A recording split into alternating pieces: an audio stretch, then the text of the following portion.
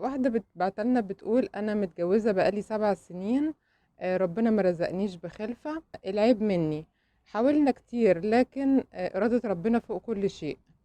من شهر كل أهل جوزي قالوا له اتجوز عليها، بس جوزي مش بيسأل في كلامهم.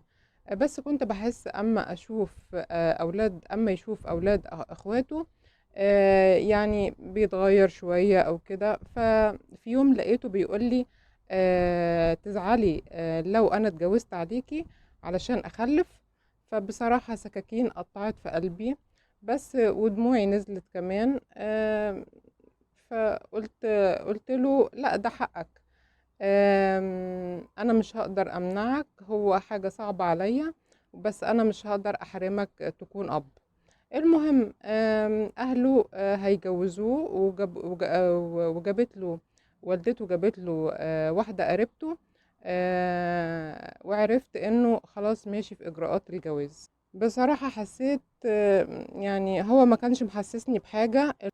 المهم لقيته في يوم، لقيت في يوم امه بتقولي تعالي اقعدي معايا، الشقة دي هتبقى واسعة عليكي.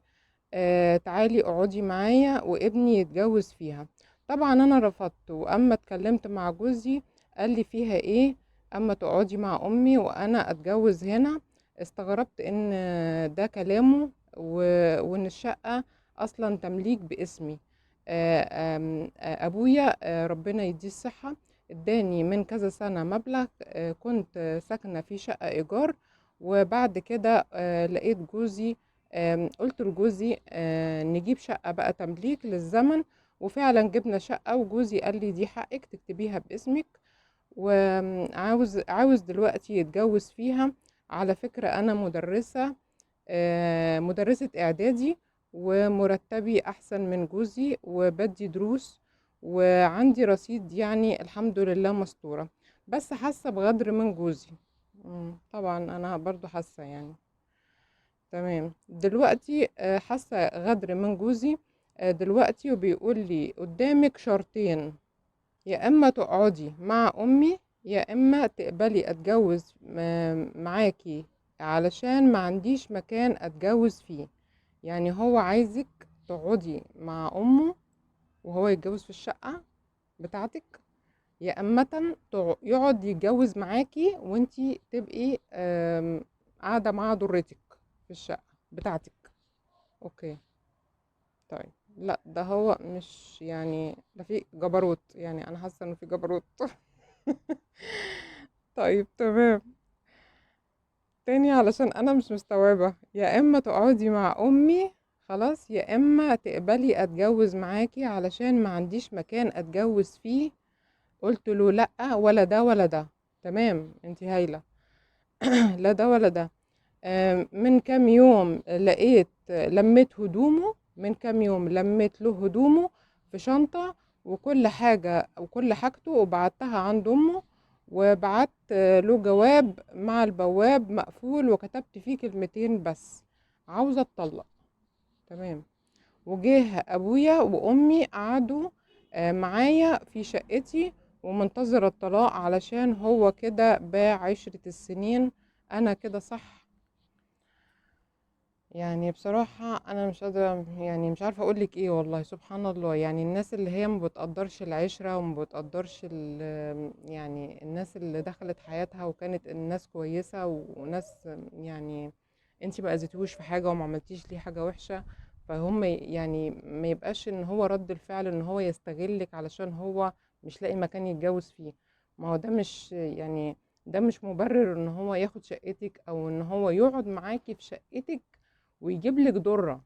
لا، هو مش لاقي مكان يتجوز فيه، دي مشكلته، دي مش مشكلتك انتي. طبعا يعني هو تدخل الام هنا انها مساعدينه اهله على الجواز، علشان طبعا قصة ان انتي مفيش الخلفة. بس برضو احنا يعني ما نجيش على بنات الناس. اصل ممكن انا يبقى عندي ده، ممكن غيري يبقى عنده ده، ممكن امه يبقى يطلع لها بنت عندها ده. فاحنا ما نقابلش يعني ما نقابلش الناس ان هم يعملوا حاجة وحشة، يعني حاجة عملوا حاجة حلوة في حياتنا نقابلها احنا بان احنا نعملهم وحش. أم، يعني مش عارفة اقولك ايه، لا بس انتي اكيد معاكي حق، لانه هو يعني مش صح ان هو ده في نوع من انواع ان هو كده بيستغلك استغلال يعني جامد جدا. ودي شقتك ودي حاجتك. انت ما تقبليش ان انت يبقى في زوجة معاكي في الشقة، وكمان ما تروحيش تقعدي مع امه، لان انت كده قصة التنازلات دي كلها هتوديكي لحتة تانية خالص. مش احنا مش عارفين العاقبة منها هتكون ايه. فخلاص كده انت يعني انتوا كده زي ما بيقولوا يعني الحياة وقفت ما بينكم وخلاص. هو يعني العشرة ما راعهاش، فمادام هو مش مراعي العشرة يبقى انت كمان من حقك ان انت تطلقي وتشوفي حالك انت، وربنا يوفقك يا رب للأحسن. طيب السلام عليكم. دلوقتي أختي عندها 32 سنة، وهي بتقعد قعدات تعارف صالونات عندنا في البيت. يمكن يكون في نصيب مثلا ولا حاجة، بس حصلت حاجة ضايقتني جدا. في واحد جيت أقدم لها، بس ما كانش يعرف هي بتشتغل ايه، بس ما كانش يعرف هي بتشتغل ايه، بس هي رفضته واحنا قاعدين. حصل الرفض وهم قاعدين. تمام. اوكي. عشان مستواه المادي اقل مننا، وقالت له ان هي مش مجبرة توافق عليه وتحارب معاه ماديا، ومفيش حب ما بينهم. يا يكون مناسب ماديا يا بلاش. راح قايل لها، يعني هي قالت له تمام، يعني انا مش مجبرة ان انا احارب معاك ماديا، احارب معاك في الحياة، لان هو مش مناسب ماديا، يعني لسه في عندهم يعني صولات وجولات، فهي مفيش حب، فشايفة ان هي مش مناسبة. طيب هو رد عليها راح قايل لها مفيش مشكلة طبعا، اللي حضرتك تحبيه، بس انا لو اعرف انك اصلا خريجة علم علوم مش علم رياضة ما كنتش جيتلك اصلا. ماشي. ما كنتش جيتلك اصلا. مش هتجوز واحدة مستواها التعليمي اقل مني. وراح قايل لنا شكرا كده لذوقكم ومشي. ومشي متضايق. تمام. هي اختي متخرجة من طب، وهو مهندس بترول. يعني اخته متخرجة من طب، والشخص اللي كان متقدم ده مهندس بترول. وعرفنا ان هو اللي كان الاول على الثانوية العامة. مين الغلطان دلوقتي، المهندس ولا اختي؟ انا بقول المهندس طبعا، علشان ما ينفعش يسيبنا ويمشي بالطريقة دي. عايز رأيكم في طريقته، لان حتى لو عنده اعتراض على كلامه، لو عنده اعتراض على كلامه يكون بذوق مش بالطريقة دي. تمام. طيب انت دلوقتي متضايق علشان رده هو كان يعني شوية اوفر، او يعني رد شوية ممكن بقلة ذوق، او يعني انا طبعا حاساها انها ممكن تكون فيها قلة ذوق او يعني شوية. تمام. بس بص هقول لك على حاجة برضو. هي اختك ما شاء الله يعني ادت له الاول ايه كلمتين، فقالت له ايه انا برضو. هي على فكرة الكلمة تقيلة شوية. طبعا هو عندكم في البيت، وكان لازم يعني يتحلى بالصبر وياخد باله ان هو ما يقولش كلام، علشان هو عند الناس في البيت، فبرضه يراعي الأصول ويراعي الاحترام وكده. بس هو يمكن شوية علشان أختك كلمته بصراحة قوي، فالصراحة جرحته، فهو ما خد الكلام على أعصابه واضطر يرد، علشان برضه يحس ان هو عارف ليه حفظ ماء الوجه، لأن هو حس ان هو اترفض. طبعا لا هو غلطان ولا هي غلطانة، هو كل واحد قال يعني سبب. ممكن هقول لك على حاجة ممكن يكون على فكرة السبب ده، لان انت دلوقتي من القصة اللي انت بتقولها هي ما شاء الله طب وهو مهندس بترول. يعني بقدر اقيم كده الموضوع ان هو مش اقل منكم ماديا ولا حاجة، يعني ممكن يكون ماديا مهندس بترول كويس، مرتباتهم كويسة مش وحشين. ممكن تكون هي ما ارتاحتلوش، ممكن تكون هي حست ان هو في مثلا، يعني ممكن تكون على فكرة هي في كلامها معاه مثلا شوية اللي اتكلمتهم معاه، حست منه مثلا ان في صفة ما عجبتهاش، او في حاجة هي مش تقدر تتعامل معاها، فراحت جاية مثلا في حتة ان انت لا، مش انت مش مناسب بالنسبة لي ماديا، وراحت ايه قالت ايه، يلا هتقول الكلمتين دول مثلا ان هم دول السبب اللي هي هترفض بيه الجوازه، علشان ما تخليش الموضوع مثلا ديل او حاجه، ولا لسه هنتكلم نقول لكم راينا او. فراحت قاطمه الموضوع على طول ايه واحنا قاعدين. فراحت الكلمه طبعا كانت شديده عليه، فراح هو رادد الرد ده، ممكن يكون رد طفولي شويه عشان بس ياخد حقه الراجل، يعني عشان يحس ان انا ايه، انا احرجت يا جماعه، انا جاي وبعدين اترفضت، ده انا مهندس بترول، ده انا مش قليل برضو.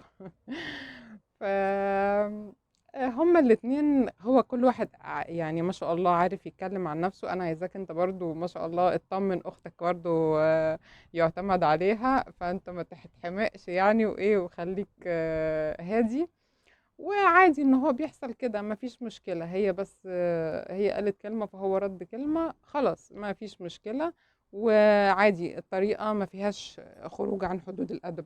هو قال مش علم علوم، علم رياضة، ما فرقتش علم علوم من، يعني علم علوم من علم رياضة، ما فرقتش كتير، ما جاتش علينا جامد يعني.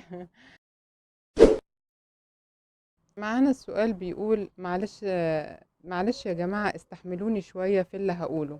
أنا أختي اتطلقت وهي عروسة، هي قالت إن جوزها ملوش في الجواز. تمام. وأنا صدقتها وسندتها ووقفت في ظهرها، وبقيت أتكلم بلسانها، واللي خلاني أصدق إن هي كانت سابقة الدور جامد. وماما الله يبارك لها بصراحة كانت عاملة الواجب وزيادة، يعني مفيش بعد كده. كلنا كنا مصدقين. المهم بعد ما الكل اتعاطف معاها ووقفنا معاها لحد ما خلعته. وطبعا بعد ما شهرت بيه والدنيا كلها عرفت انه كده. وفي الاخر انا اكتشفت انها كانت بتكذب، وان في واحد تاني. تمام. وان في واحد تاني كان ضحك عليها وقال لها تعمل كده، وكان وعدها انه هيتجوزها بعد ما تتطلق، بس هو خلي بيها. وعلى فكرة اهلي كلهم عرفوا، بس هو خلي بيها. يا ما شاء الله. ما يعني هي ظلمت واحد فجه واحد تاني ظلمها. تمام. طيب، هو خلي بيها. تمام. وكان موعدها انه هيتجوزها بعد ما تتطلق، بس هو خلي بيها. وعلى فكرة اهلي كلهم عرفوا الكلام ده، ومحدش جاب سيرة، بس بيحكوا مع بعض وعارفين. بس مش هيقولوا. وبالعكس كلهم واقفين في صفها. انا الوحيدة اللي واقفة ضدها ومقطعاها من ساعتها. ماليش دعوة بيها ومش هكلمها ولا عاوزة اعرفها تاني. انا دلوقتي حاسة بذنب فظيع، وخايفة ان وقفتي جنبها وان نصفتها وساعدتها على الظلم تترد ليا في يوم من الايام. مش عارفة أعمل إيه علشان أكفر عن ذنبي. لو سمحتوا ساعدوني بدون تجريح، ومحدش يغلط في أهلي بعد إذنكم. تمام. طيب، هو دلوقتي من حيث المبدأ أنت ما كنتيش تعرفي طبعا الوضع اللي حاصل. تمام. فأنتي عشان أنتي بتقولي أنا خايفة إن الظلم ده يترد ليا، لا، أنا في الحتة دي أطمنك 100% إن أنتي مفيش ظلم هيترد عليكي، لأن أنتي ما كنتيش تعرفي. الظلم هيترد عليكي لو أنتي كنتي عارفة. أقولك ساعتها لا، ده ربنا هيقتص منك، لأن أنتي دلوقتي ساعدت أختك في الغلط. بس أنتي ما كنتيش تعرفي، طب خلاص كده أنتي ما عليكيش لوم. اختك هي اللي عليها ال يعني الوزر ده او الذنب ده عليها هي، لان هي دلوقتي يعني اتهمت حد بحاجة مش فيه. فاحنا دلوقتي انتي كاختها ما عليكيش اي حاجة. ويعني عايزة اقول لك نصيحة، يعني يا ريت انتي طبعا، هو انتي سمعتي من اختك ووقفتي جنبها وساندتيها وي وي وي، ولكن احنا لما نيجي نسمع مشكلة من حد لازم نسمع الطرف الاخر. يعني ما ينفعش ان انا دلوقتي في حد اتنين مع بعض عندهم مشكلة، انا عشان اتدخل ما بينهم لازم اسمع من الطرف ده واسمع من الطرف ده. سواء كانوا اتنين متجوزين، اتنين بيشتغلوا مع بعض، اتنين في ما بينهم اي علاقة عمل، علاقة جواز، اي حاجة. علشان انا اخش احكم ما بين اتنين لازم اسمع من الطرف ده واسمع من الطرف ده واكون انسان محايد، علشان اقدر اقول ايه، لا والله انا قلبي مش مايل لاختي ولا مايل للشخص التاني، علشان ايه اطلع نفسي من الايه، من الاخويه ومن اي حاجه ما بيني وما بين حد، واقعد احكم بقول لا والله انت عليك غلط كذا وانت عليكي غلط كذا، او انت عليك كذا وانت عليكي كذا. ده فكره ان انا اقعد اقول ايه الحكم بما يرضي الله، او احكم ما بين اتنين عندهم خصومه، او اتنين عندهم اشكاليه. فانا عايزه يعني خليكي تاخدي بالك من الحته دي، ان انت لما هتخشي تتحكمي تاني ما بين حد لا تبقى عندك ال الاستعداد ده، تعرفي تعملي ده، تمام، خشي. ما تعرفيش تعملي ده ما تخشيش. يستحسن ان احنا ما نخشش نحكم ما بين اتنين متجوزين كمان على فكرة، علشان ايه هو بيقعد يقول كلام وهي بتقعد تقول كلام والدنيا ما بتخلص. تمام. فبس انت لو تقدري تعملي ان انت تخرجي نفسك من ان انا قريبة حد او ان انا صديقة حد فانا ابقى مياله له وانا قاعدة بحكم، انت قعدتي بقى سمعتي من اختك واختك سخنتك وخدتك النزعة ووقفتي جنبها، وبعدين في الاخر لقيتي انها ايه بتكذب والكلام ده كله. تمام. خلاص اللي حصل حصل، وهي بقى ربنا يعني يتولاها. تمام. انت ما عليكيش اي حاجه لان انت ما كنتيش تعرفي. تمام. ولو حبيتي ان انت تتدخلي بعد كده في اي حاجه لازم تسمعي من الطرفين، لان دي حاجه هيحاكمك عليها، يعني هيحاسبك عليها ربنا بعد كده، عشان تقعدي تحكمي ما بين اتنين وتقولي لهم انت صح في غلط وانت غلط، يعني انت غلطان في الحته دي وانت غلطان في الحته دي، او انت صح في الحته دي. تمام. لازم تسمعي من الاتنين وتحكمي بما يرضي الله، ما تجيش على طرف حد على ايه على حد تاني. و... ولو انت جاتلك الفرصه ان انت علشان مثلا يعني حاجه تحسسك مثلا بان انت راحه نفسيه شويه، او تحسسك ان انت الذنب اللي عليكي ده مش كبير، ممكن تعملي ايه؟ لو انت لسه على علاقه مثلا بجوز اختك، او لسه في يعني كلام او الكلام ده كله، تمام، يعني لسه في علاقه او بتتكلموا او كده، ممكن تكلميه تعتذري وتقولي له ان انا ما كنتش اعرف، وان انا اتفاجئت بالوضع، وان انا ما كانش عندي خلفيه بالوضع خالص، وانا وقفت مع اختي علشان خاطر كنت فاكره الكلام ده صح. تمام.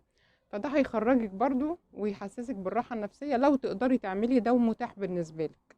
لو انتوا قطعتوا العلاقات ما بينكم وما بعض خلاص ما ترجعيش بقى وتفتحي الكلام معاه تاني، لان هو ممكن يكون اصلا يعني متضايق منكم جدا، لان انتوا يعني قلتوا عليه كلام مش فيه، وكلام يعني ما يصحش طبعا، انت فاهمه. ولكن لو لسه في كلام ما بينكم ممكن ايه تكلميه تعتذري وتقولي له انا ما كنتش اعرف، والموضوع ده ما كانش انا عندي بيه خلفيه خالص، وانا كنت فاكره كلامها صح، وكنت بكلمها ايه، وكنت بتكلم من ناحيه ان انا كنت مطمنه ان هي كلامها حقيقي وان انا كنت مصدقاها. تمام.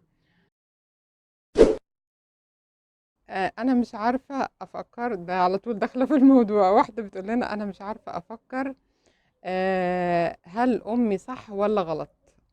ده سؤال صعب جدا على فكره، اول الدخله كده اول القصيده، يعني يلا ربنا يستر، تعالوا نشوف هي امها صح ولا غلط. طيب تاني، علشان انا حاسه كده ان السؤال ده يعني هيبقى فيه صعوبه. بتقول انا مش عارفه افكر هل امي صح ولا غلط. انا متجوزه وعندي ولد وحامل تاني. طيب، هي متجوزة وعندها ولد وحامل تاني، ووالدتي مصممة اني لازم انزل البيبي. اوكي. اوكي. ووالدتي مصممة اني لازم انزل البيبي.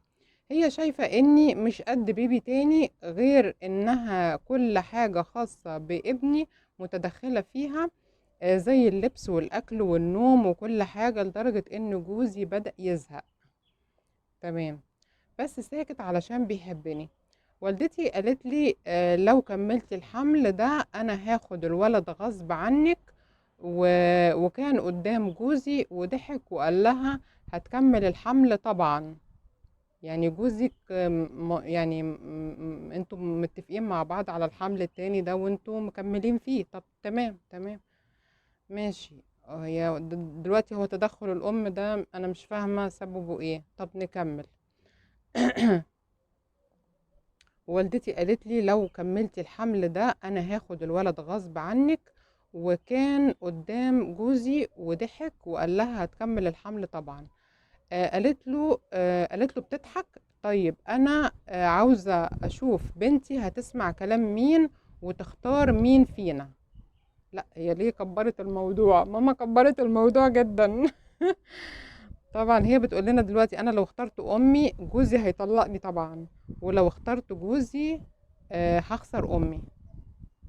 انتي في مأزق، انتي في مأزق، وانتي في موقف لا تحسدي عليه على الإطلاق والله العظيم.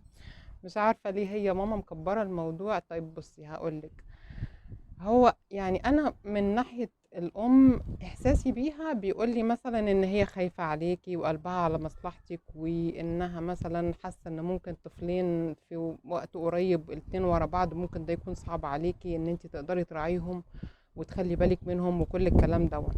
بس برضو الكلام ده ما يديهاش الحق ان هي تقول تنزلي طفل. لا لا لا لا لا لا, لا. انا ما اقدرش، لا. يعني يعني ده روح يا جماعة، وانا ما اقدرش. يعني حاسه لو بنتي انها مثلا ما تقدرش انها تستوعب حملين ورا بعض او كده، ما اقدرش اقولها تموت روح. يعني ده صعب جدا. مش عشان انا مثلا خايفه على بنتي او مثلا، هي اكيد طبعا هي بتحبك جدا وخايفه عليكي، وده من منطلق انها حاسه ان انت مش هتقدري تعملي ده.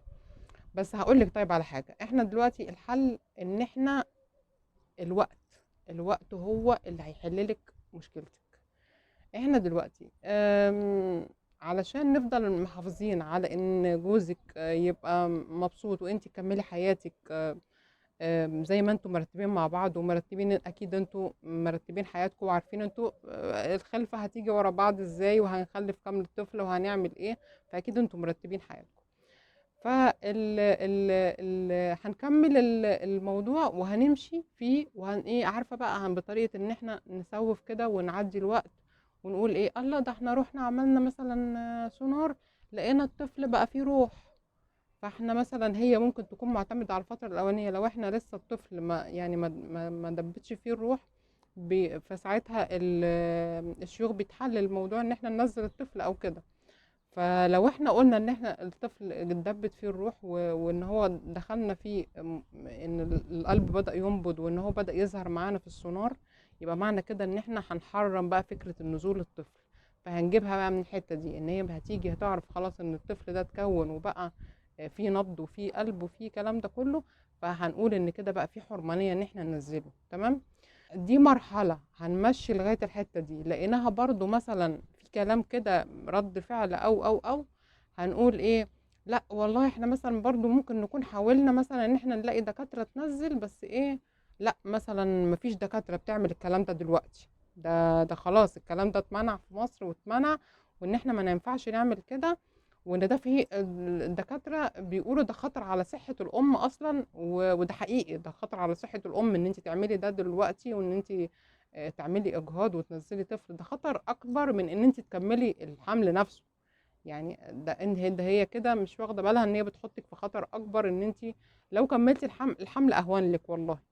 يعني احسن لك ان انت تكملي الحمل من ان انا اقول لك تعملي اجهاض. فانتوا اعتمدوا على ان انتوا تسوفوا في الوقت وتقولوا لا ده الطفل جات فيه روح خلاص واحنا ما ينفعش ان احنا ننزله.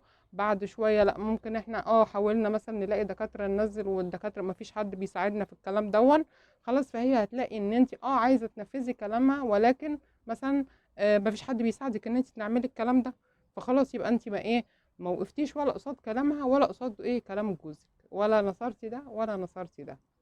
طيب وبالنسبة كمان لموضوع انها هددت في نص الكلام وقالت لك ان انت لو كملتي الحمل هاخد منك الطفل الاول اللي مولود دون. يعني عايزة اقول لك حاولي ان انت بالطريقة ان انت يعني تخليها واحدة واحدة تبطل تتدخل في حياتك. هي طبعا صعبة ان انت مثلا تقولي لها ما تتدخلش او انا عارفة ان الموضوع فيه صعوبة. تمام.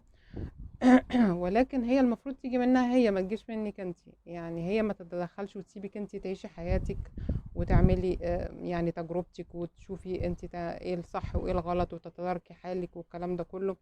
بس هي مش مدياك الفرصة دي، كل حاجة هي متدخلة فيها.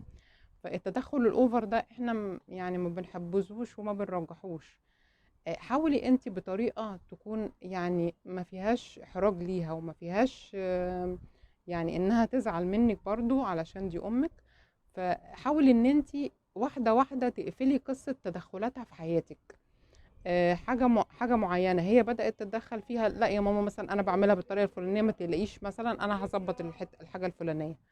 مثلا حاجة تانية هي بتبدأ تتدخل فيها، لا مثلا جوزي بيعمل الموضوع ده بالطريقة الفلانية، فريحي نفسك انت يا ماما، انا عايزة راحتك يا حبيبتي ومش عارف ايه والكلام ده. وحاولي ان انت تخرجيها من تدخلاتها في حياتك واحدة واحدة، بحيث انها يعني تقدري انت تعيشي حياتك، وان انتوا تقفلوا على نفسكم بابكم يعني وتعيشوا حياتكم مع بعض. وهي يعني ما دام انت وابو الولد موجودين، ما ينفعش يعني هي ازاي هتاخد منك الولد. هي ممكن تكون بس بتهدد علشان يعني تكبر الموضوع وتخوفك شوية او حاجة، عشان انتي تحسي انها بتتكلم حقيقي، وانها يعني هتعمل كده فعلا، او انها يعني بتكبر الموضوع عشان تحسسك بهول بس الايه يعني الحاجات الصعبة اللي هتقابلك في حياتك، نظرا اللي هيبقى ان هيبقى معاكي طفلين مش طفل واحد. هي مش هتقدر تعمل كده، وانتوا اكيد يعني ما تدوهاش فرصة انها تعمل كده. خلاص انتوا قفلوا بابكم على نفسكم وعيشوا حياتكم، وحاولي ان انت تخرجيها من حياتك حبة حبة. يعني الحاجة الفلانية لا انا هعملها بالطريقة الفلانية، حاجة تانية لا جوزي هيعملها بالطريقة الفلانية، وحاولوا تخرجوها بطريقة من غير ما تحرجوها، وفي نفس الوقت ايه تحافظوا برضو على صلة الرحم ما بينكم وما بينها. طيب سؤال معانا بتقول لنا أنا حماتي دخلت على طول في الموضوع. أنا حماتي ماشي يلا نشوف. أنا حماتي أنا حماتي بتعاملني كويس وكل حاجة، بس بحس إنه جوزي بيخاف عليها قوي. يعني مثلا هي لسه بصحتها، فأنا بقوله نقسم الشغل ما بينا، رفض. هي جوزها اتوفى، هي جوزها اتوفى وهي عندها 25 سنة، وما كانش معاها غير جوزي، وما رضيتش تتجوز تاني علشان تربي جوزي وعشان ما يتمرمطش.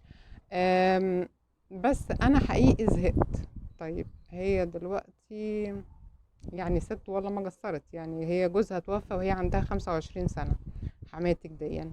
وهي ربت جوزك وما ما رضتش تتجوز علشان ما تجيبش للراجل يعني لابنها يعني زوج ممكن يعامله وحش او متمرمط او فهي عملت اللي عليها. ماشي طيب انت دلوقتي، بس انا حقيقي زهقت. ما بعرفش اخد راحتي في البيت، وغير كده جوزي بيتمنى لها الرضا ترضى. من فترة جبت اخري وقلت له نوديها دار مسنين ونبقى نروح لها على طول، وهو رفض. وهو رفض بشدة. وفضل يقول لي اللي ضحت بعمرها علشاني مستحيل ارميها، انتي تتعوضي هي لا. انتوا كبرتوا الموضوع، ولا كبرتوا الموضوع والموضوع كان بسيط وانتي يعني فتحتي فتحة. طيب يلا نشوف ايه اللي حصل بعد كده. هو قال لها انتي تتعوضي هي لا. انا زعلت جدا انه قال لي كده. انا مراته وام ابنه، ازاي يختارها هي ازاي يختارها هي والنبي ادوني حل، لانه وداني بيت اهلي وقال لي لما تعرفي غلطك هبقى ارجعك. وانا حقيقي ما بقتش طايقاها، حاسه انها بتسخنه عليا. طيب انت دلوقتي في موقف يعني صعب جدا، انت فتحتي على نفسك فتحة، يعني مش قادرة اقولك فتحتي على نفسك ابواب جهنم. حقيقي والله انا مش يعني عايزة اقولك انت غلطتي غلط كبير جدا. انت باصة دلوقتي تحت رجليكي، تمام؟ باصة ان هي ممكن تكوني انت شايفة هو مهتم بيها زيادة، غيرانة انت منها شوية، بتقولي هو يتمنى لها الرضا ترضى، يعني في كلام كتير في كلامك، حاسة بان انت غيرة منها شوية. عايزة اقولك على حاجة، الام حاجة والزوجة حاجة. بلاش نخلط الاوراق ببعضيها علشان لا فيها يعني هنستفيد من كده بحاجة كويسة، ولا هنستفيد بحاجة بكده منها، يعني ولا حاجة كويسة ولا حاجة وحشة. فاهماني؟ يعني احنا كل واحد واخد دوره، بلاش نحط نقول امك ولا مراتك. ما ينفعش، ما ينفعش. يعني ان احنا نحط نقول نقارن ما بين، نقول له انت اختار امك ولا مراتك وودي امك دار مسنين. ما بنقولش كده يا حبيبتي، ما بنقولش كده خالص. هو الكلام ده لو يتقال لامك انت تقبليه؟ لو امك اللي قاعده معاكي تمام، وزوجك ووالدك مثلا لا قدر الله مش موجود، وامك اللي عايشه معاكي، وهو قال لك انا مش مستحمل امك لا، الا نروح نوديها دار مسنين، هل ينفع انت هترضي منه الكلام ده؟ يبقى مبدئيا من حيث الوضع الحالي احنا ما نرضاهاش لاقرب الناس لينا، فازاي ترضيها للغريبه، او ترضيها لواحده هي ما عملتلكيش حاجه، جابت لك راجل انسان كويس وانت شفتيه حبيتيه واتجوزتيه تمام، وانت مبسوطه معاه وشايفه ان هو انسان كويس، يعني معنى كده ان هي ربت لك انسان كويس، يعني ما عملتش فيكي حاجه وحشه.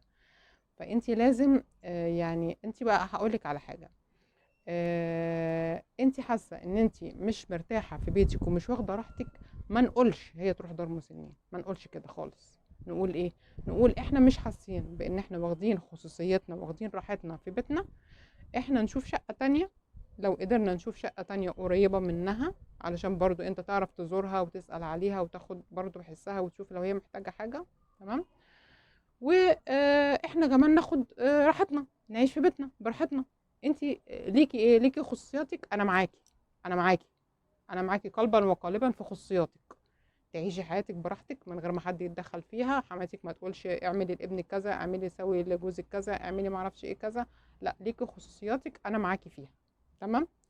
فالحته دي انا معاكي فيها قلبا وقالبا، وانت من حقك تطالبي بيها، ولكن ما تقوليش ايه نوديها دار مسنين، ما ينفعش. لان انت كده دخلتي لعبتي في عش الدبابير بالنسبه له هو، لغايه اما انت وصلتيه لدرجه ان هو يقول لك انت تتعوضي، هي لا، خليتيه هو راخر يخش يقارن مقارنه. مش برضو يعني هو برضو المقارنه بالنسبه لك انت وهي، بالنسبه له هو مقارنه برضو خسرانه، لان امه حاجه وزوجته حاجه، ده موضوع وده موضوع تاني، ما ينفعش نقارن الاتنين ببعض. لا هي ما تتعوضش بس انت تتعوضي، لا برضو انت كمان ما تتعوضيش، لان انت برضو ايه زوجته خلاص وام اولاده، فما ينفعش ان هو برضو يقول لك كده. بس احنا دلوقتي انت غلطتي وقلتي كلمه مثلا ما عجبتوش، فهو رخر غلطان وقال لك كلمه ما عجبتكيش، كان المفروض هو يكون ايه يعني يحسم الامر احسن من كده وبطريقه احسن، ولكن هو كبر الموضوع عشان يحسسك ان الموضوع يعني صعب ان هو يعرف يتحكم فيه. ممكن تكون امه دي هو شايل لها جميله وشايل لها معاناه ومجهود كبير هي عملته معاه في تربيته، لان هي ربته لوحدها وكان والده متوفي وما رضيتش انها تتجوز وعاشت حياتها خلاص وكرست حياتها لايه لابنها.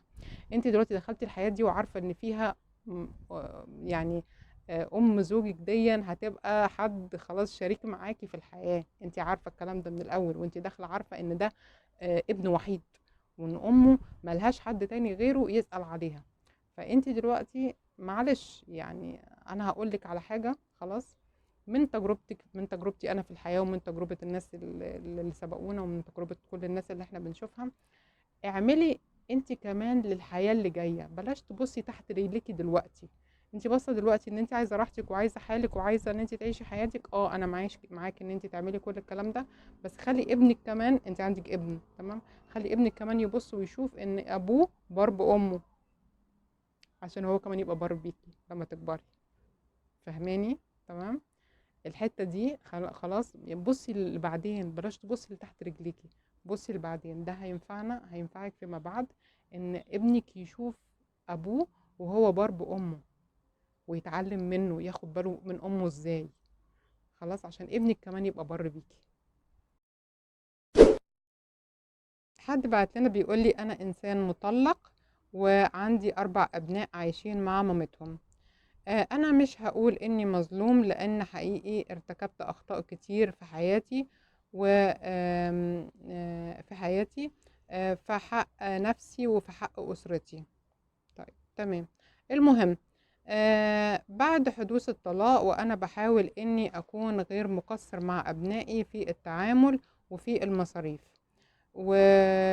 وواجباتي كأب.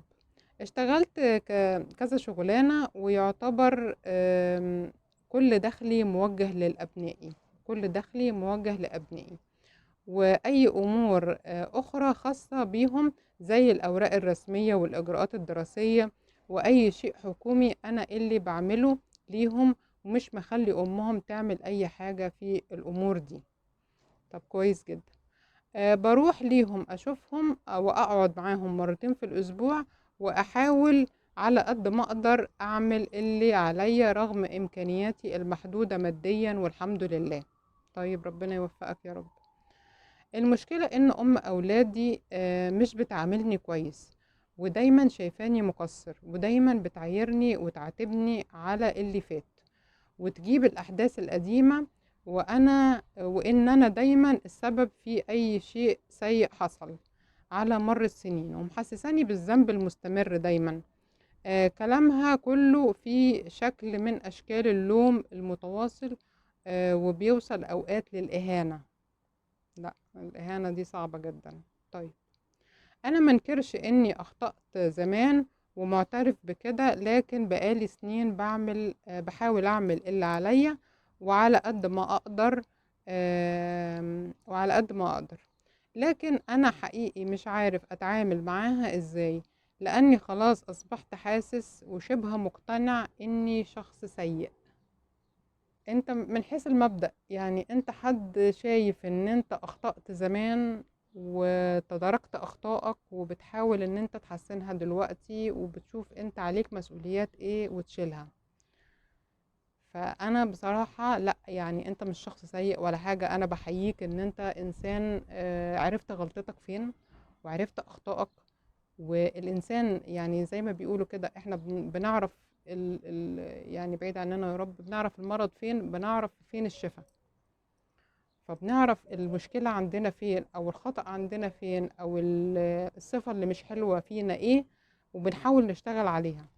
ما دام احنا اشتغلنا على الصفة دي وعرفناها، خلاص احنا الأول موجودة الصفة، خلاص اعترفنا بيها، اشتغلنا عليها، خلاص. ما دام احنا يعني بدأنا نشتغل على الصفات الوحشة فينا، معنى كده ان احنا حد ايجابي، انسان ايجابي مش سيء خالص. لا، يعني انا شايفة طبعا ان انت بتتكلم ان انت مشكلتك في الحالة النفسية، ان هي دلوقتي محسساك ان انت، يعني الكلمة اللي لمستني جدا، لاني خلاص اصبحت حاسس وشبه مقتنع اني شخص سيء. لا بالعكس، انت مش شخص سيء ولا حاجة، انت اشتغلت على نفسك خلاص. كلنا اخطائين، يعني كلنا خطائين زي ما بيقولوا، وكل ابن ادم خطاء وخير الخطائين التوابين. فلو انا عملت حاجة اذيت بيها حد وانا ما كنتش اعرف، او حتى كنت عارف وعملتها خطأ وخلاص وحصلت مني، تمام، جيت دلوقتي تداركتها وحسيت ان انا اخطأت وبشتغل على نفسي وبحسن ده في حياتي، فده خلاص، ده حاجة كويسة، تمام، وتحسب ليك. بالعكس، انت كده انسان ايجابي، وانسان بتحول نفسك من انسان انه بيعمل اخطاء، لا، انسان يعني بيشتغل على اخطائه وبيحسنها، تمام. فده الشق النفسي اللي انا حسيته من كلامك ومن رسالتك اللي انت بعتها. الشق بقى يعني اللي هو بقى التعامل بقى الحياة الدنيا، عايزة يعني انت تعاملك مع ام اولادك في شوية تجاوزات. شوية التجاوزات دي على فكرة مش انت الوحيد اللي ممكن تكون متأثر بيها، يعني انها تتكلم وتلومك على طول الوقت وتذم فيك، او تذكر الحاجات الوحشة اللي انت عملتها وتوصل لدرجة الإهانة. لا، لا، لازم يبقى فيه ستوب. ليه؟ لان انا ما اسيبش اللي قدامي يوصلني لدرجة الإهانة، عشان هقول لك دي ليها يعني شقين. على الصعيد اللي انتوا، لو انتوا الاتنين بتتكلموا لوحديكوا، وانت وهي بتتكلموا في حوار، وهي فتحت الحوار القديم والكلام القديم، وقالت ان انت كنت سيء وكنت انسان وحش وي وي، وتطاولت عليك واهانتك، ده انت لا تسمح بيه، علشان هي دلوقتي لا ليها حق انها تقولك انت عملت او ما عملتش، لانها خلاص هي خرجت بره حياتك اصلا. فملهاش حق ان هي تتدخل وتقولك انت كنت كذا او عملت كذا او انت السبب في كذا. خلاص الكلام ده اتقفل، لان انتوا قفلتوا حياتكم وقررتوا ان انتوا تتطلقوا. فما ينفعش انت تيجي تقول لها انت بتعملي كذا، وانت اصلك اللي انت كنتي السبب في كذا، او هي تيجي تقول لك انت كنت سبب في كذا وانت عملت كذا وعلى هذا الاساس انت كذا، او انها تغلط فيك. لا تسمح بهذا، لا تسمح بهذا. ده تجاوز مرفوض، ده تجاوز مرفوض.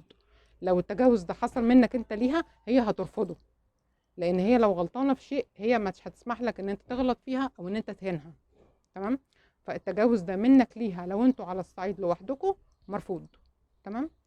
لو الكلام ده ما بينك وما بينها قدام الاولاد، انتوا فاتحين حوار وبتتكلموا وهي قالت على انت ده اصلا انت حصل منك كذا وانت السبب اللي كنت في كذا، وي الكلام ده كله، واهانتك في الكلام قدام الاولاد، ده مرفوض اكتر اكتر اكتر اكتر. ليه بقى؟ انت شخصية كأب هتهتز قدام اولادك.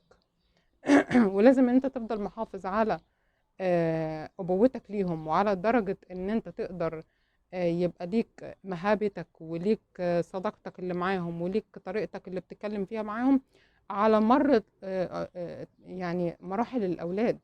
في دلوقتي لو هم صغيرين في فترة هيكبروا هيبقوا فترة مراهقة وفترة شباب وفترة كل الكلام ده، لو هم مش هايبينك وعارفين ان انت كأب ليك دور وان انت يعتمد عليك وان انت هيجوا في فترة من الفترات هيكرفوك. يعني الموضوع مش هيبقى صح خالص، مش هتقدر تتعامل معاهم. لو هي الأم فضلت على هذا الوضع بأنها تغلط فيك قدامهم، ده مرفوض مرفوض مرفوض. فانت لازم اول حاجه تعملها ايه؟ ان انت تقعد تتكلم معاها. هتعمل يعني حاجتين مهمين جدا. هنبدا بالايه؟ بالحاجه اللي هي دي سهله ونقدر ان احنا نعملها، ونشوف الاول رد فعلها هتعمل ايه. انت تقعد تتكلم معاها الاول هي ايه ما بينك وما بينها، تعرفها الكلام اللي انت بتقوليه في حياتنا القديمه لو سمحتي اقفليه، علشان الكلام ده خلاص ما بقاش له يعني ملوش خلاص صيغه انه يتقال بيها. خلاص الكلام، المشكله حصلت وخلصت، وانا غلطت فيها واتعاتبت وخلاص وخلصت. فملوش خلاص وضع من الاعراب ان احنا نفتحه تاني ونقول اصل انت كنت غلطان. تمام. فلو سمحتي الكلام القديم ده كله نقفله. الكلام اللي يخصنا، اللي يخص حياتنا الشخصيه ويخص خطأ حصل مني، لو سمحتي تقفليه وما تتكلميش فيه تاني. وبعدين الكلام ده خلاص تفهمها ان هو مرفوض والاهانه مرفوضه بشتى الطرق. تمام. مفيش اي نوع ان احنا نسمح بالاهانه. تمام. لان هي ملهاش حق عليك علشان تهينك. هي تهينك بصفه ايه؟ بتهينك بصفه ايه؟ فانت تتكلم معاها تقول لها الكلام ده مرفوض ان احنا نفتحه ما بيننا، اللي ما بيننا وما بين بعض الاولاد. لو في مشكله تخص الاولاد اتكلمي معايا، ابعتي لي انا اجي اعمل كذا بالنسبه للاولاد. اي حاجه تخص حياتنا القديمه لو سمحتي اقفليها. تمام. وفهمها ان انت يعني متضايق ومتذمر من هذا الكلام بطريقه عاليه جدا، عشان هي تفهم وتعرف ان الكلام ده مضايقك عشان تبطله. وكمان خد بالك من حاجه مهمه جدا. لو هي بتتكلم الكلام ده مع الأولاد وبتقول إن أنت كنت إنسان مش كويس أو كنت إنسان مقصر أو إنها في إهانة بتحصل ليها منها ليك قدام الأولاد وأنت مش موجود، ده فهمها برضو في وسط الكلام إن ده لو ده بيحصل إن هي تبطله. ليه؟ علشان ده هيأذي الأولاد فيما بعد. لو هي عايزة أولادها يطلعوا ناس كويسين، يبقى لازم تحافظ على أبويتك ليهم. لازم انت تبقى قادر ان انت تبقى انسان محترم بالنسبه لاولادك، انسان على قد المسؤوليه، انسان بتعرف ان انت تتصرف في كل المشاكل، وان انت مش حد ضعيف وان ماما بتهين بابا. ما ينفعش. ده مش هينفع في تربيه اولادك فيما بعد. فلو هي الكلام ده بتقوله مع الولاد في عدم وجودك، لازم تتاكد من النقطه دي ان هي ما تكونش بتعملها. تمام.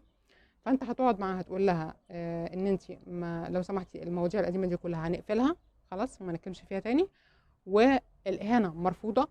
تمام. والكلام ده لو بيتقال قدام الولاد ما نقولوش، علشان تقدري تحافظي عليا. ها؟ عشان اولادك، عشان اعرف انا اربي لك اولادك يعرفوا ينفعوكي لما تكبري، يبقى اولاد برين بيكي واولاد برين بيا. تمام. عشان انت تفضل محافظ على صورتك كأب قدامهم. لقينا ان هي اخدت بالها خلاص وبطلت انها تفتح الحوارات دي، وبطلت انها يبقى في اهانه ويبقى في كلام مش كويس، خلاص يبقى الحمد لله كلامك جاب نتيجه والدنيا ظبطت. تمام. لقينا ان هي لسه مش واخده بالها وبرده مكمله. عندك بقى الاختيار التاني. ايه الاختيار التاني؟ ان انت اول ما تفتح كلام يخص هذا الموضوع تقطم الكلام بينك وبينها. لو انت بتكلمها في التليفون، طيب معلش بصي الكلام ده مش وقته دلوقتي، احنا كنا بنتكلم عشان خاطر الولد كان عايز كذا كذا كذا.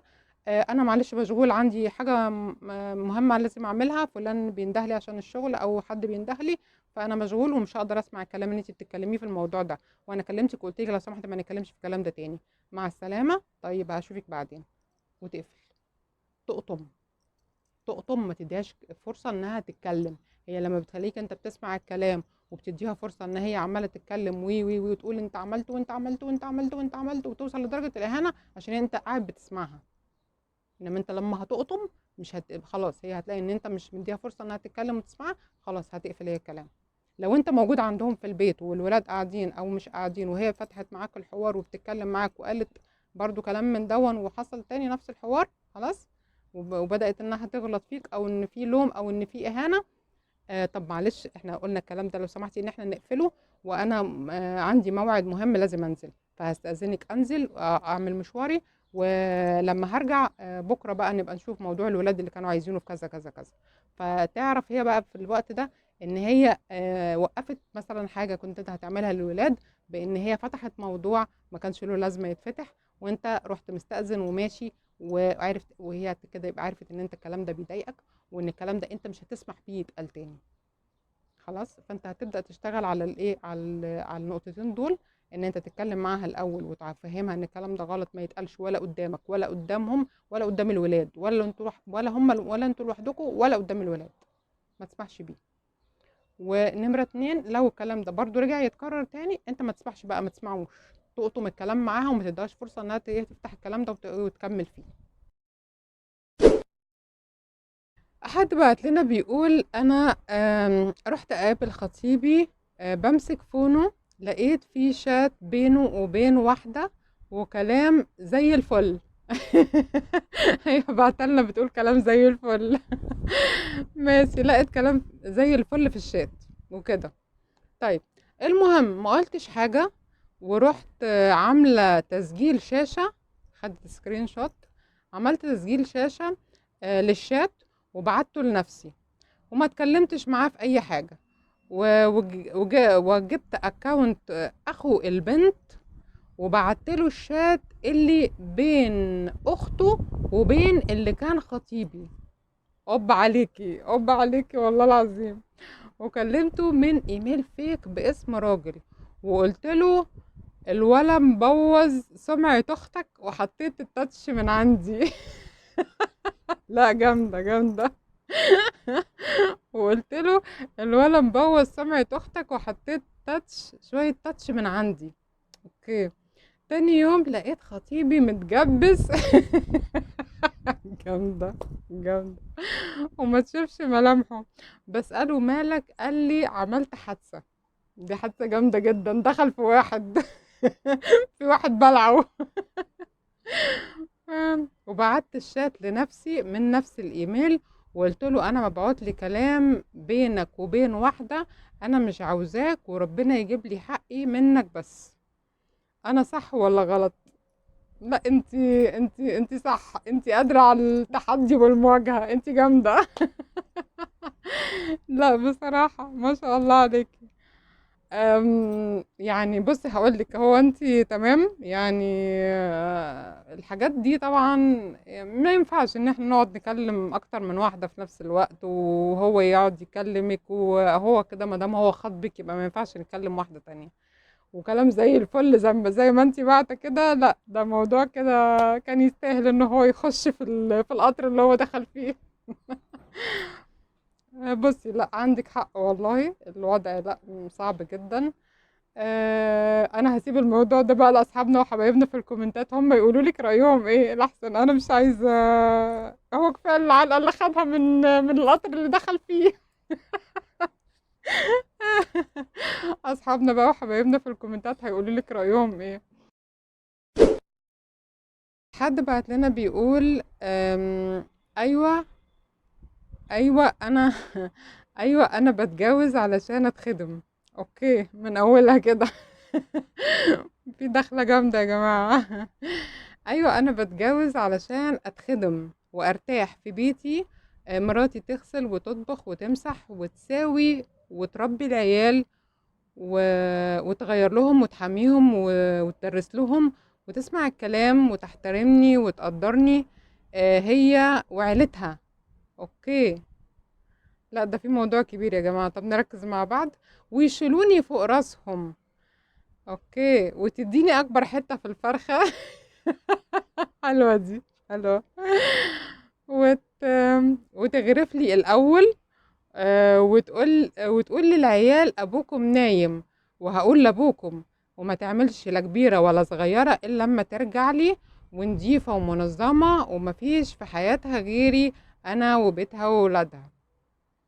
ده انت دراما قديمة قوي، دراما قديمة قوي بتاعت سي السيد دي ولا ايه؟ دراما يعني. طب اوكي. هو ده الجواز اللي بيقعد 40 و50 سنة جواز. ابويا وجدي اللي بنوا بيها بيوت وعمروا بيهم دنيا كاملة وخلفوا 5 و10 عيال واتجوزوا واحدة واتنين وتلاتة والدنيا كانت فل وتمام. طيب بص هي دراما قديمة قوي. اوكي. والناس الايام ابوك وجدك اللي اتجوزوا 3 و4 ويحط على اكبر حتة في الفرخة وتشيله فوق راسها وتنزل ترقيه وياسين السيد ونشر نفساتي في العقد والحاجات دي. يعني دي كانت حقبة زمنية مش هتتكرر. اوكي. فيعني احنا يعني اقول لك ايه، احنا نفسنا تتكرر والله ونفسنا الحياة الهادية الجميلة بتاعتهم ايام سي السيد والناس دي ترجع تاني، ولكن مع الوضع الواحد يعني بيشوفه دلوقتي بيقول ان الايام دي ما تتعوضش وصعب انها ترجع تاني. عايزه اقول لك على حاجه، انت دلوقتي يعني انا كده متخيلك ان انت قاعد معلش سوري كده في البلكونه وقاعد كده بترص الكلام ده كله وقاعد كده وبابا جايب لك الشاي وماما جايبه لك الشاي اللي بابا دافع ثمنه. وانت لسه ما عملتش اي حاجه وعمال تقول ايه انا عايز ايه، اتخدم واتجوز واتهنن ويشيلوني فوق راسهم والكلام الجامد ده. انت عارف هم عملوا ايه طيب؟ لا في حاجات كتير هم قدموها. ماشي. قبل ما تقول انا عايز يتعمل لي ويتعمل لي ويتعمل لي ويتعمل لي، لا خد عندك. هو كان راجل جدك وابوك قد المسؤولية، ها؟ لما راح اتجوز دفع والدتك كام عشان جاب لها شبكة بكام؟ خد منها حاجة؟ خلاها هي تجهز؟ ولا هو جاب كل حاجة؟ ها؟ خدها يا دوب بشنطة هدومها ولا خلاها جابت حاجات؟ م? ده من حيث المبدأ. بعد كده الخلفة والولادة والتربية والكلام ده كله، هي ما كانتش بتقعد تستنى هي تقوم تعمل ايه او ما تعملش ايه. هو كان كل حاجة بيلحق حاجة بحاجة. كل حاجة هو ما يعني قايم فيها بدوره كما ينبغي، مش مقصر في البيت بحاجة. البيت قايم ومفيش حاجة، الأسرة والزوجة مش محتاجة حاجة، الولاد مش محتاجين حاجة. وعشان يتجوز واحدة واتنين وتلاتة زي ما انت بتقول في أيامنا دي يبقى أكتر من هارون الرشيد بمراحل عشان يعرف يتجوز 3 4. تمام. فلما انت بقى ربنا يديك الصحة كده والعمر وتبقى تقدر تفتح 3 بيوت وتقدر تعمل زي ما الرجالة دي كانت بتعمل، يبقى اطلب بقى من الستات هي تعمل لك بقى كل الكلام اللي انت كاتبه ده. حد بيقول لنا السلام عليكم ورحمة الله وبركاته. انا مشكلتي مش عارفة هي مشكلة ولا الوضع خلاص بقى كده. تمام بقى كده ازاي؟ تعالوا نشوف ايه الوضع اللي بقى كده ده. انا متجوزة من 6 سنين، معايا بنت وولد. تمام. الحمد لله. معانا بنت وولد. الفكرة كلها انه جوزي بقيت احسه ضيف بيجي يزورنا ويمشي، شغال ليل نهار بسبب الغلاء اللي بقينا فيه. انا عذراه بس من جوايا زعلانة اني ما بقاش فيه اهتمام زي الاول. بقيت اقعد مع العيال طول الوقت، ومش بنقعد معاه الا يمكن يوم جمعة كل شهر مرة. ولا بنخرج ولا بنروح في حتة. كلمته كذا مرة بيقول الشغل وهناكل منين. هو شغال 3 شغلانات. اوه، 3 شغلانات كتير طبعا، كتير واخدين الوقت كله بتاعه، يعني وقته كله رايح في الشغل. هو شغال 3 شغلانات علشان يقدر يعيشنا، والصراحة مش مخلينا عاوزين حاجة. طب كويس ما شاء الله. بس انا مش حاسة اني متجوزة بسبب بعده عني، ومش عارفة اعمل ايه. طيب، بصي يا حبيبتي، احنا دلوقتي هقولك على حاجة بس عشان يعني احنا عايزين بس ان يعني ندي اشادة لهذا الرجل الجميل، لان احنا معظم المشاكل اللي عمالين نقابلها نلاقي الناس انها ايه هربت من المسؤولية اللي عليها. فاحنا عايزين نقولك ان الراجل ده ما شاء الله راجل انسان كويس ومتحمل المسؤولية وشغال 3 شغلانات. انت بتقولي انا عذراه، فانت ما دام انت عذراه وفاهمه يعني متفهمه الوضع، حاولي بقى انت بطريقتك ان انت يعني تجذبيه ليكوا شويه، يعني انت لفتي نظره لقعدات ان انتوا تقعدوها مع بعض، تفتحي حوار، تعملي سهره حلوه بالليل، يعني قعده كده لطيفه، تشغلوا حاجه حلوه هو بيحب يتفرج عليها، تقعدوا تتفرجوا عليها مع بعض، تجهزي عشاء حلو، افتحي انت معاه حوار وانكشيه انت. لان يعني انسان زي ده، عايزه اقولك على حاجه، انت احمدي ربنا وبوسي ايدك وش وظهر ان هو ما شاء الله ما شاء الله ما شاء الله. يعني ما سابكوش في المأزق او في الوقت اللي احنا فيه ده. وانت شايفه طبعا اكيد، وكلنا شايفين ان غلاء الاسعار والوضع اللي احنا فيه خلى ناس كتير يعني ضجت من كتر ما هو الناس مش عارفه تعيش ومش عارفه تلحق منين ولا منين. اكل وشرب، مدارس، عيال، مرض، مش عارف، ادويه، لا قدر الله، حاجات كتير. فيعني في ناس كتير ما بتبقى مش قادرة انها تكمل المسيرة، وفي ناس بتخلع. تمام. فاحنا نقول الاول الحمد لله والشكر لله ان احنا معانا انسان مقدر المسؤولية اللي معاه، وشايف ان الزوجة دي حد مهم ومحافظ عليكي وعندك بنت وولد. يعني معنى كده ان في مصاريف كتير. فانتي الأول الحمد لله والشكر لله إن هو إنسان متفهم المسؤولية ومتفهم وشايل المسؤولية وشغال 3 شغلانات. هقول لك على حاجة، أنت بقى ممكن أنت تبدأي كده كست شاطرة، إن أنت تبدأي تحوشي، تشيلي حاجات على جنب، تعملي كده مبالغ كويسة وتشيليها. يبقى مثلا من ريعها تقدروا إن أنتوا يوفر مثلا ايه، يعني نتحمل مع بعض كده فترة لغاية اما يقدر ان هو حتى على الاقل يبقى في شغلانتين بس، فاهمة؟ يعني نشيل مبلغ كده ونشد على نفسنا الحزام شوية، وايه، ونشيل مبلغ كويس، ها. ويبقى هو ايه، نقدر ايه بعد الفترة دي، ولما يبقى في مبلغ كويس متشال وطالع منه ريع كويس، يبقى نقدر نستغنى عن الشغلانة واحدة من ال3. تمام. فلما نقدر نعمل كده نوفر واحدة خلاص، يبقى في شغلانتين بس، يبقى ايه، يبقى برضو إيه المجهود اللي هو بيعمله بره البيت يقل شوية، فيبدأ يرتاح شوية، يبدأ يبص للبيت، يبدأ يبص ليكي، يبدأ يبص للأولاد، يشوف انتوا محتاجينه في ايه. طبعا ما دام هو في تأثير معاكي، يبقى اكيد برضو في تأثير مع الولاد، ما بيقعدش يتكلم معاهم، يعرفهم حاجة، يخرج معاهم، يصلوا مع بعض، يعملوا حاجات مشتركة مع بعض. فكل الحاجات دي الأولاد يعني هم مفتقدينها برضو. فحاول انت تشغلي نفسك شوية الفترة اللي جاية ان انت تعوضي الحاجات دي مع الولاد، وتقعدي معاهم وتفهميهم حاجات في دينهم، وتعملوا حاجات مشتركة اللي هو مش قادر يعملها. وشدي كده على الحزام شوية، وشدي على الوضع لغاية اما ايه تشيلي مبلغ على جنب عشان يقدر هو ايه يوفر شغلانة من ال3 دول، ونبقى احنا شغالين شغلانتين بس. تمام.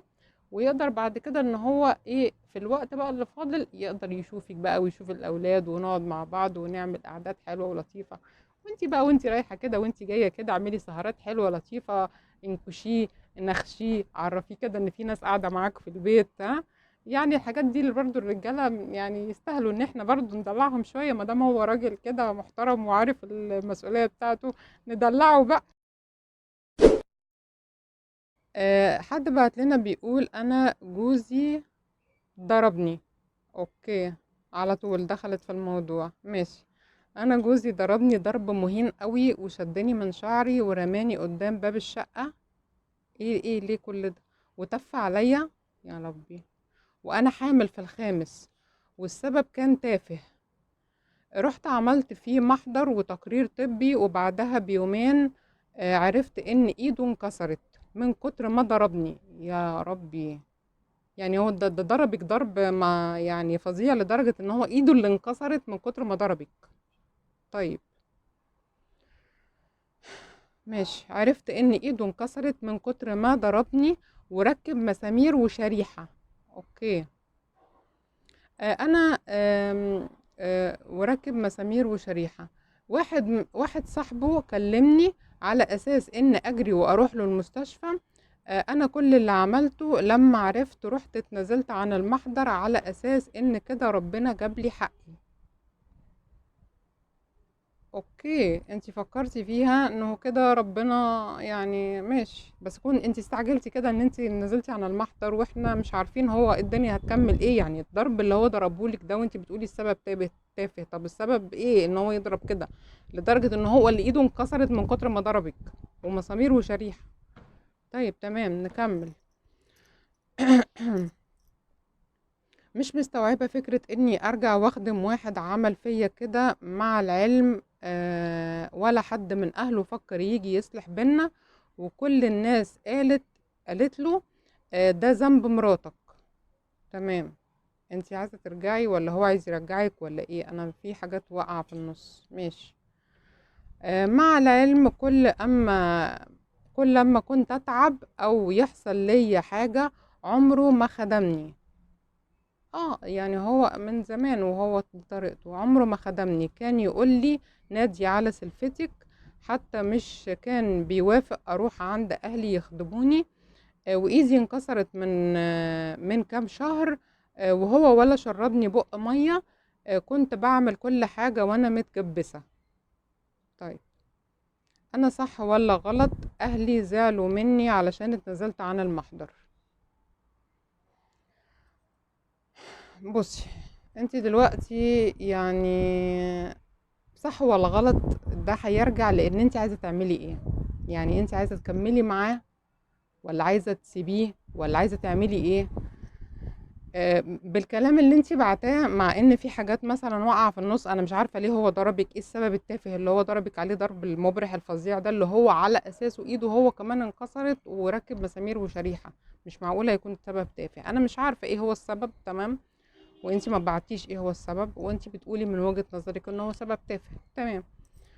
ولكن حتى لو هو سبب شديد، ما يحصلش، او يعني ما نعملش كده، ما نضربش لدرجة الضرب المبرح الفظيع. وكمان بتقولي ده انت كنتي حامل في الخامس، يعني انت حامل في الخامس وهو ضربك الضرب ده لغاية اما ايده هو انكسرت.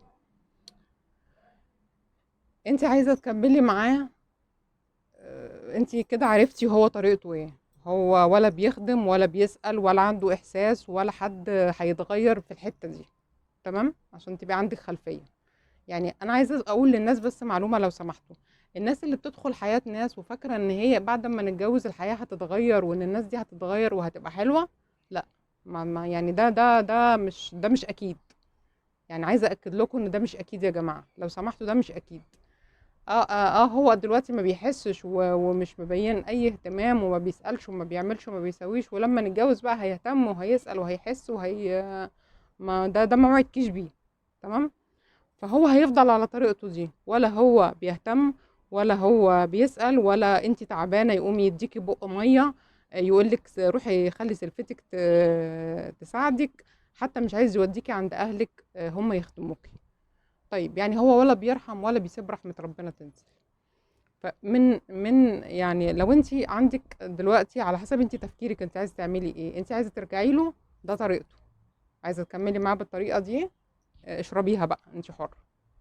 اهلك زعلانين منك ان انت اتنازلتي، انا مع اهلك بصراحه. انا مع اهلك لان انت اتنازلتي وكان عليكي حق. انت بالمحضر ده كنت رفعتي عليه قضيه خلع، او رفعتي عليه قضيه طلاق، وكنت هتكسبيها.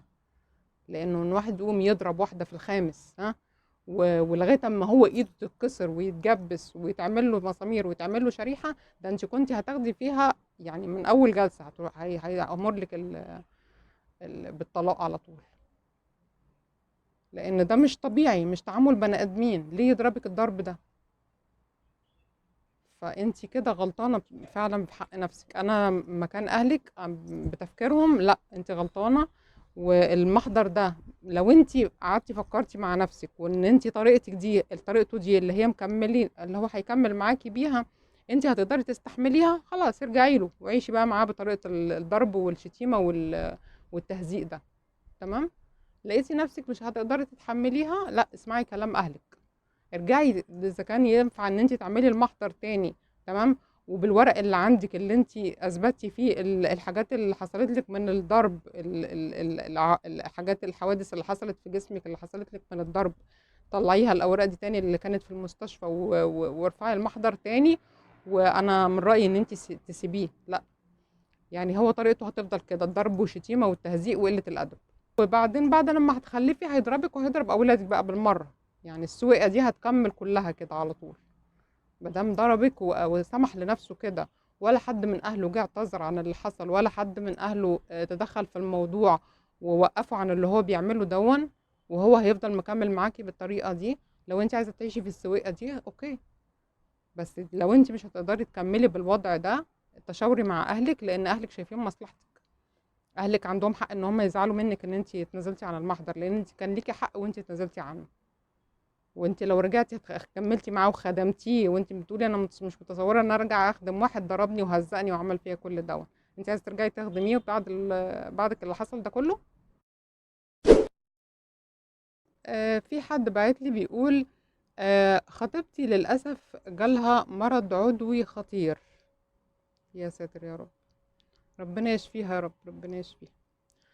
هو بيتعالج بس بياخد فترة على ما يتم الشفاء. بس الفكرة ان انا بس الفكرة ان انا عاوز انهي الموضوع بهدوء من غير خساير، لاني مش عاوز اخسر الشبكة. اوكي. طب لما دام الموضوع بيتعالج يعني انت هتسيبها ليه لما دام الموضوع بيتعالج؟ يعني ده مش يعني مستغربة رد فعلك، يعني مستغربة ان انت عايز تسيبها عشان خاطر المرض يعني اصل مرضك ما هو كان ممكن يجي لك انت. هتسيبك انت وتجري هي، او تدور على يعني تشوف عاوزة هي كمان تنهي الموضوع ازاي، ولا انت ايه؟ طيب نكمل عشان نشوف هو عايز ايه هو كده. طيب تاني الحتة دي تاني. خطيبتي للأسف جالها مرض عضوي خطير، هو بيتعالج بس بياخد فترة على ما يتم الشفاء ان شاء الله. بس الفكرة ان انا عاوز انهي الموضوع بهدوء من غير خسائر، لاني مش عاوز اخسر الشبكة. انا مش مجبر اصبر عليها. احنا لسه مخطوبين، عاوز طريقة للفركشة. ده السؤال، عاوز طريقة للفركشة. طيب انا عايزاكم بقى كلكم تردوا عليه وتقولوا له ايه الطريقة اللي هي المفروض يعني يستخدمها علشان يفركش. اوكي. طيب انا نمرة واحد عايزة اقولك كده ان انت يعني مش راجل. معلش يعني سوري في اللفظ، انا مش عارفه اقول ايه. يعني انا قعدت ادور على لفظ يعني ينفع اقوله عشان برضو الكاميرات والناس اللي بتتفرج عليا. ما لقيتش لفظ اقوله محترم. يعني بصراحة في حركة ندالة. ليه يعني ليه اسيبها وافركش واخد الشبكة وعايزة ادور على طريقة عشان اهرب؟ هو حصل لها ايه؟ يعني انت بتقول ان في مرض، اوكي، المرض يتعالج، اوكي. طيب يعني هو طب لو لا قدر الله انت لو كنت اتجوزتها كنت تعمل ايه؟ كنت هتطلقها؟ كنت هتدور على طريقة علشان تطلقها بيها؟ تدور على طريقة للفركشة برضو؟ يعني طب لو هي في مكانك وانت اللي جالك المرض، هتدور على طريقة للفركشة وترميك؟ ها؟ وبعدين ساعتها تقول عليها هي مش بنت اصول. طب هي تقول عليك ايه بقى دلوقتي؟ مين اللي مش ابن اصول؟ اكيد انت عارف انت نفسك ايه. انا دلوقتي مش عايزه اقول لك حاجه، لان انت اكيد عارف نفسك وعارف انت هيتقال لك ايه، والناس هترد عليك تقول لك انت ايه بالظبط في الكومنتات. انا عايزه اقول للبنت المريضه واللي خطيبك هيجي يفركش معاكي دلوقتي، انا عايزه اقول لك يعني الف مبروك. ربنا بصي بعت لك المرض ده علشان يختبرك ويعرفك ان بيغربلك كده الناس من حواليكي، وبيقولك مين اللي هيقدر يستحملك ومين اللي هيرميكي. فالمرض ده كان حاجة حلوة من عند ربنا، واشكري ربنا ان هو بعتلك المرض ده علشان يعرفك الناس اللي حواليكي ناس كويسة او ناس وحشة. في حد بعت لنا بيقول ابني كان خاطب بنت من عيلة محترمة، والخطوبة تمت في حضور العائلتين، وبعد فترة قصيرة جاله فرصة عمل كويسة خارج مصر، واضطر يسافر بسرعة قبل ما نلحق نكمل باقي ترتيبات الزواج. واتفقنا انه هيحاول ينزل بعد 6 شهور عشان يتمم الزواج، وكانت الامور ماشية تمام. طيب كويس. مرت الشهور ووصلنا لشهر ابريل، وكان المفروض يرجع علشان نعمل الفرح، لكن ظروف عمله اتغيرت وما قدرش يرجع. فضلنا ننتظر، لكن كل مرة كان بيقول انه محتاج شوية وقت اضافي، وللأسف التأجيل استمر لحد ما قربنا على نهاية السنة. يعني كده هو سافر، يعني سنة كده تعتبر دخل في سنة بعد ما ايه خطب وسافر. طيب والبنت كده منتظراه يعني السنة دي كلها. تمام. وللأسف صريحني انه ما بقاش قادر يكمل مع البنت اللي خطبها هنا، وانه اتعرف على واحدة هناك وحبها وحبته، وهي من بلد عربي مش مصري، مش مصرية، وعرفته على اهلها، واهلها موافقين عليه، وممكن يتمموا الزواج هناك في الصيف القادم. طيب يعني كده هو اتعرف على واحدة هناك وحبها وحبته، وهو خاطب واحدة هنا. ماشي. يعني هو احنا الناس ما بتعملش كده، ولكن اوكي يعني. طب نكمل نشوف ايه اللي حصل. طيب خطب واحدة هناك وعرفته على اهلها، وهو بيقول لها احتمال نتمم الزواج في الصيف القادم. طيب اوكي، ممكن نتمم الزواج هناك في الصيف القادم. وفي الوقت ده كان لازم اكلم خطيبة ابني وعائلته، وابلغهم اننا مش هنقدر نكمل الخطوبة باي سبب، خاصة ان ابني بطل يرد عليها وحصل بينهم مشاكل كتيرة قوي. طبعا هو دلوقتي بقى مشغول مع واحدة تانية ومش فاضي بقى يكلم البنت دي.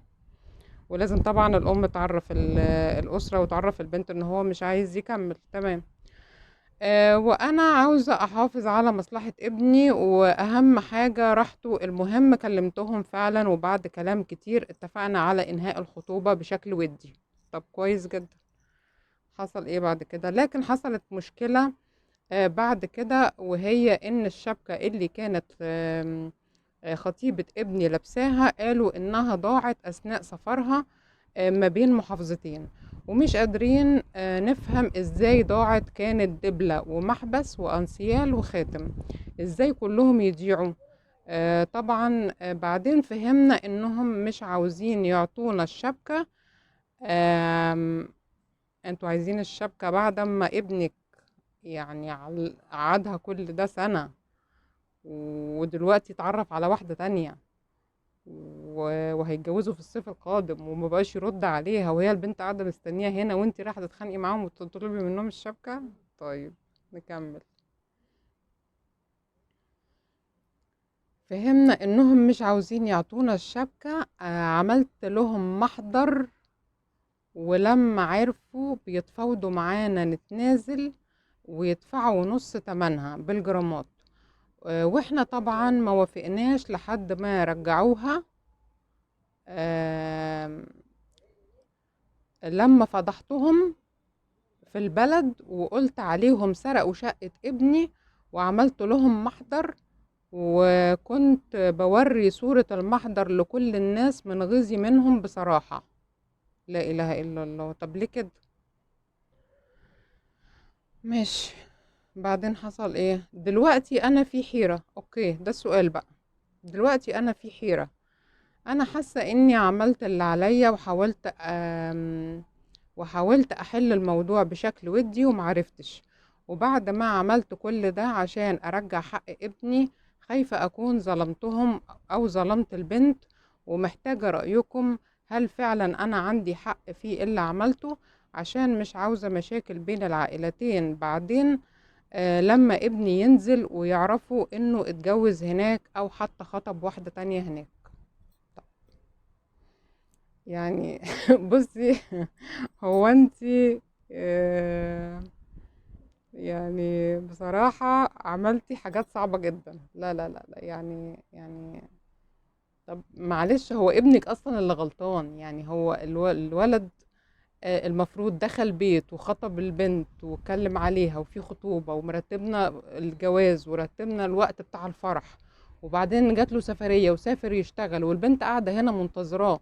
ايه هي ذنبها ان هو اتقابل مع واحدة تانية هناك وخلاص؟ هو حبها وهي حبته، واللي هناك عرفته على اهلها واهلها موافقين على الجواز، وهو خلاص عايز يخلص هناك.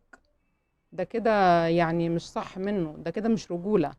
ده كده زي ما هو دخل البيت وقال انا عايز البنت دي واتقابل مع راجل وقعد معاه، كان المفروض يرجع يقول لنفس الراجل، يقول له يا عمي انا حصلت لي ظروف ومش هينفع اكمل الكلام ده، ولو سمحت نقفل الموضوع ودي. ده كان المفروض من الاول. يعني كان المفروض من الاول ان هو الراجل، الراجل اللي انت ربيتيه يرجع ويقفل الموضوع بشكل محترم. تمام، ما يصدركيش انت مش قاعد هو هناك يحب ويتحب وبيدور على العروسه. تمام، واتفق مع اهلها وعايز يتجوز هناك، وانت بقى ماما حل انت. تمام، وبعدين انت لما جيتي تحلي جيتي على البنت جامد جدا. ليه هي ليه محضر وليه آه، انتوا ما دام انتوا كارهين وما انتوش عايزين تكملوا، كان المفروض تسيب الشبكه خلاص. حاجه انتوا جبتوها لهم، هي البنت قعدت معاكوا سنه منتظره الولد. ايه ذنبها هي ان انتوا مش عايزين تكملوا؟ ماشي، اتكلموا وقولوا احنا عايزين شبكتنا، اوكي تمام. هم يقدروا، انتوا تقدروا تتفاوضوا وتاخدوا حقكم بشكل محترم، او لو انتوا شايفين هم ليهم حق تسيب لهم نص الشبكة او تاخدوا على حسب ما تتفقوا. ولكن احنا ما نعملش كده، مش محضر وتمشي تفرجي الناس عليهم وتقولوا ان انتوا عملتوا لهم محضر وان هم سرقوكم. ليه سرقوكم ليه؟ يعني الموضوع مش، يعني اعتقد ان هو ما كانش يتحمل كل الحاجات اللي انت عملتيها معاهم دي. يعني ده احنا كده ارتكبنا ذنوب كتير جدا في حق ناس هم ما عملكوش حاجة. يعني هم ما صدرش منهم اي حاجة غلط، غير ان هم قاعدين منتظرين ابنك عشان يجي عشان نتجوز. هم ده اللي هم عملوه، هم قاعدين منتظرين ابنك لما يجي من السفر عشان نتجوز. فانتوا قابلتوا الكلام ده كله ان هو قابل واحدة تانية هناك وحبها وعايز يخطبها وعايز يتجوزها هناك. تمام، ويا ماما اتصرفي انتي، فماما اتصرفت بطريقه ان احنا ايه، يلا نرفع عليهم قضيه. وبعدين خايفه في الاخر تقولي لحسن يحصل مشاكل. طب ما ده ممكن يحصل مشاكل، ده اكيد هيحصل مشاكل، لان احنا ما قفلناش الموضوع بشكل ودي زي ما انتي كاتبه زي ما انتي بعت. هو فين الشكل الودي؟ هو احنا لما نعمل قواضي ونفرج عليهم الناس ونوري صورة القضية في الناس في الشارع ونقول لهم ان هم سرقونا بالباطل، راحوا سرقوا شقة ابني، معنى كده ان احنا كده خدنا حقنا؟ فتوانا هنفتح صدرنا ونتفتون على الناس؟ ما هو ربنا مش هيسيبنا طبعا. هو احنا هنعمل كده في الناس وربنا هيسيبنا؟ بصي، هو المشاكل يعني مش ان احنا مش ان انت خايفه ان الموضوع يتقفل ودي او ما يتقفلش ودي، او ان خايفه انه يكون، يعني انت كده ظلمتيهم. ففكري لو سمحتي في الموضوع تاني، ولو شوفي دي لو دي بنتك انت كان هتتعاملي معاها ازاي، وده اللي حصل لبنتك. فشوفي انت كان رد فعلك هيبقى ايه. اقلبي الموضوع كده وقولي لو انا بنتي هي اللي حصل معاها الكلام ده وقعدت سنه منتظره الولد، والولد جه في الاخر يقول لا انا مش عايزها. وارجو بقى من اصحابنا وحبايبنا في الكومنتات يقولوا رايهم ايه برضو في المشكله اللي معانا. وربنا يوفقنا يا رب للخير جميعا، واشوفكم في حلقه جديده. اورفوار.